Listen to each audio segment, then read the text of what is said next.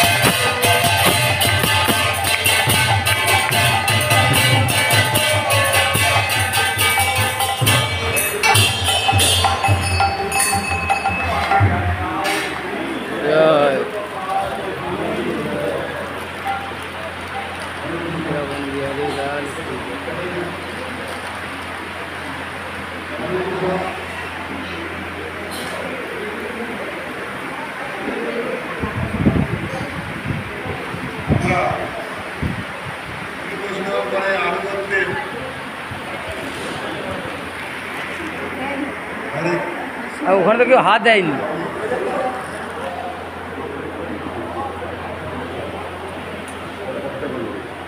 হরে কৃষ্ণ হরে কৃষ্ণ হরে কৃষ্ণ ঠিক আছে।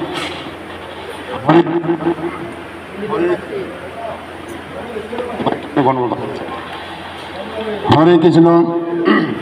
আমরা গুরু বৈষ্ণবগণের আনুগত্যে যে পবিত্র স্থানে উপস্থিত, এই জায়গার নাম কি কোকিলাবন। একটু আগে আমরা দর্শন করে এলাম শনিদেবের মন্দির। সামনে আমাদের আছে কোকিল বিহারী। গৌড়ীয় বৈষ্ণব যারা আছেন, সাধু সন্ন্যাসী কখন হওয়া যায়? যদি শনি মহারাজের কৃপা হয়। শনি মহারাজের কৃপাতে আমরা সাধু হতে পারি। শনি মহারাজ তিনি সংসার করতে কিছুতেই দিবে না, সংসার বন্ধন তিনি ক্ষয় করে দেন। এই জন্য শনি মহারাজকে আমরা বেশি সম্মান করি। আমরা সেই যে শনি মহারাজ, তার বিবাহিত স্ত্রী ছিল। এক সময় বিবাহিত স্ত্রী শনিদেবের সঙ্গ করতে চাইল। সেই সময় শনিদেব কৃষ্ণ ধ্যানে মগ্ন। যে ব্যক্তি কৃষ্ণ ধ্যানে মগ্ন থাকেন, এই জগতের আশা আকাঙ্ক্ষা এই জগতের ভোগ বুদ্ধি সব কিছু দূর হয়ে যায়। সেই শনি দেবতা স্ত্রীর মুখের দিকে তাকালো না।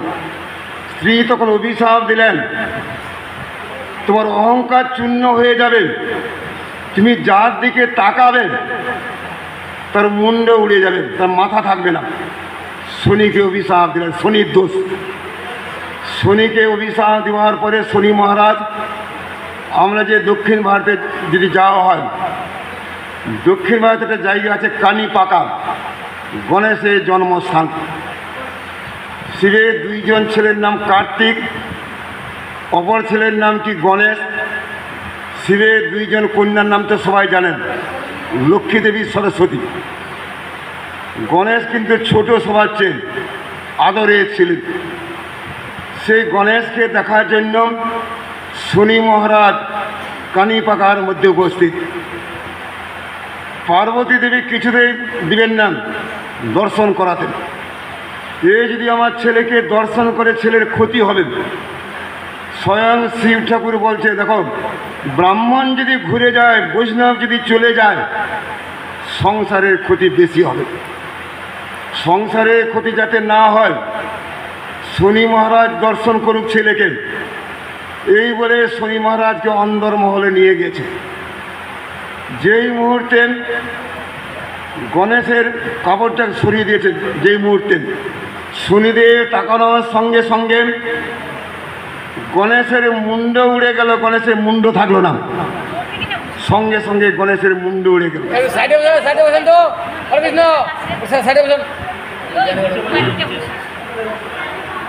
গণেশের মুন্ড উড়ে যাওয়ার সঙ্গে সঙ্গে পার্বতী দেবী কান্নাকাটি জুড়ে দিয়েছেন, নয়নের নিধি, ছেলে মারা গেল, গণেশের মুন্ড উড়ে গেছে। সেই সময় সেই দক্ষিণ ভারতের বিশাল হাতি ছিল। জন্মের সময় কিন্তু হাতির মাথা ছিল না কিন্তু গণেশের। পরবর্তীকালে গণেশের যখন মুন্ড উড়ে গেল শনি তাকানোর সঙ্গে সঙ্গে, সেই হাতির মাথা কেটে গণেশের মাথায় লাগিয়েছিল। সেই দিন থেকে গণেশের কি হাতির মুন্ড দেখা যায়, এই সমস্ত কাহিনী পাওয়া যায়। আমরা বর্তমানে যেখানে উপস্থিত কোকিল বিহারীর মন্দির, কোকিল ডাকে কখন? বসন্তকালের কোকিল। বসন্তকালে কোকিল কুহু কুহু শব্দ করতে থাকেন। স্বয়ং ভগবান কৃষ্ণ তিনি এখানে এসেছেন। জাপটের মধ্যে শ্রীমতী রাধারানী তিনি আছেন। শীতকালে কিন্তু কোকিল ডাকে না, অসমের কোকিল কুহু কুহু শব্দ করছেন, বিচিত্র কোকিল। আমরা তো কোকিলের ধ্বনি শুনেছি, কুহু কুহু শব্দ। এই যে কোকিলটা ডাকছে তার শব্দটা অন্যরকম শব্দ। এইটি কার কানে চলে গেল? জুটিলার কানে। শ্রীমতী রাধারানীর শাশুড়ির নাম জুটিলা। বৌমা দেখো তো, শীতকালে তো কোকিল কোনো কালে ডাকে না, শীতকালে কোকিলের কুহু কুহু ধ্বনি শোনা যাচ্ছে। স্বয়ং ভগবান শ্রী কৃষ্ণচন্দ্র এইখান থেকে কুহু কুহু করে শ্রীমতী রাধারানীকে ডেকেছেন। জুটিলা তিনি বলতে, দেখো বৌমা, আমি এই কোকিলকে দর্শন করতে যাব। সেই সময় বৌমা শ্রীমতী রাধারানী কি বলতে, দেখো তোমার তো অনেক বয়স, এই বয়সে এত দূর তুমি হাঁটতে পারবে না, আর আমার তো অনেক বয়স কম, আমি দর্শন করতে যাব। কি কোকিল দেখি তো, অসমের কোকিল। এই বলে শ্রীমতী রাধিকা জাপর থেকে এলেন কোথায়? কোকিলা বনের মধ্যে এলেন। সেই কোকিলা বিহারী স্বয়ং ভগবান কৃষ্ণচন্দ্র কোকিল রূপ ধারণ করলেন এখানে। কোকিল রূপ ধারণ করে স্বয়ং শ্রীমতী রাধিকা তিনি হয়ে গেলেন কি কোকিলা।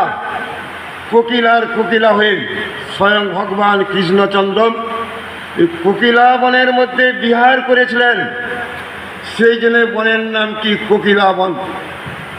আমরা শনি দেবতাকে দর্শন করতে আসেন এখানে। কোকিল বিহারী ভগবান কৃষ্ণ শ্রীমতী রাধিকার সঙ্গে যিনি বিহার করেছেন কোকিল রূপে, সেই জন্য আমরা এখানে আসি। আমরা এইখান থেকে আমরা যাব কি ছোট চরণ পাহাড়ি। কৃষ্ণ যখন আস্তে আস্তে করে বড় হচ্ছেন, গোচারণে যাওয়ার জন্য প্রস্তুত, মা চিন্তা করলো ছোট বাচ্চা প্রথম দিন গরু চড়াতে যাবেন, এই যদি বেশি দূরে যায় বনের মধ্যে বাঘ সিংহ অনেক কিছু হিংস্র জন্তু আছে, অনেক কিছু হিংস্র জন্তু খেয়ে ফেলতে পারে। এইটি মনে করার সঙ্গে সঙ্গে বাবা অনেক দূরে যাবে না গোচারণ করতেন। স্বয়ং ভগবান কৃষ্ণ গরু চড়াতে চড়াতেন নন্দগাঁওয়ের কাছাকাছি কোথায় চলে গেলেন, ছোট চরণ পাহাড়ি, যেখানে কৃষ্ণের পায়ের চিহ্ন আছে, বলরাম প্রভুর পায়ের চিহ্ন, গাভীর পায়ের চিহ্ন দেখা যায়। কাম্যবনের মধ্যে বড় চরণ পাহাড়ি, যেখানে কৃষ্ণের বাঁশি শোনার সঙ্গে সঙ্গে হাতি দৌড়ে গিয়েছিল, সিংহ দৌড়ে গিয়েছিল, গাধা দৌড়ে গিয়েছিল, সবাই দৌড়ে গিয়েছিল বাঁশি শোনার সঙ্গে সঙ্গে। এখন আমরা কোকিল বিহারী জয় গান করে চলে যাব আমরা কোথায়, নন্দগাঁও।